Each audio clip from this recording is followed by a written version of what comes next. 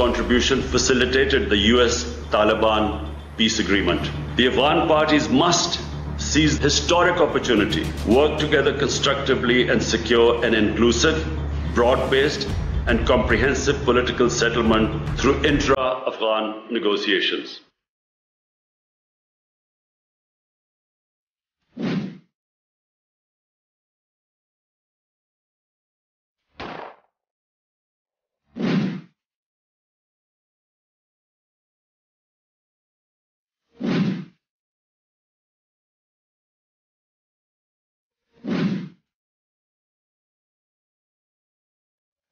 And what we then saw was militancy growing every year. The more military operations, the more militancy.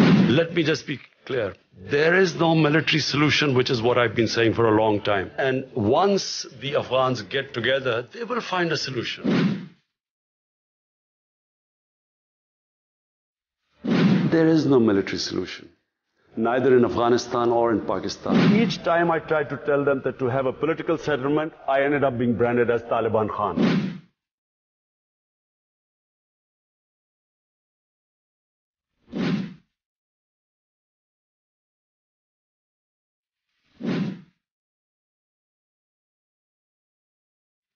I look upon myself as someone who would always want to be a partner in peace. Pakistan suffered. I know the consequences. Second time, 70,000 Pakistanis were killed in an insane war. And we lost over $100 billion to the economy.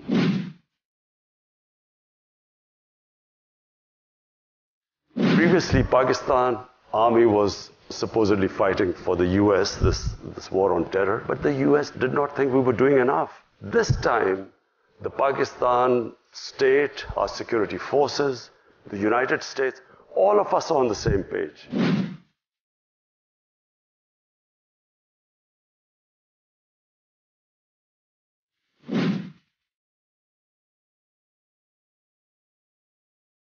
Why would we kill millions of people? It wouldn't be fair.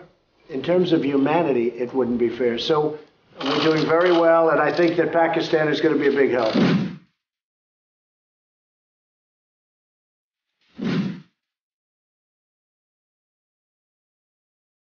Pakistan is the country that is most interested in peace in Afghanistan. If there is one country in the world that wants peace in Afghanistan, that's Pakistan.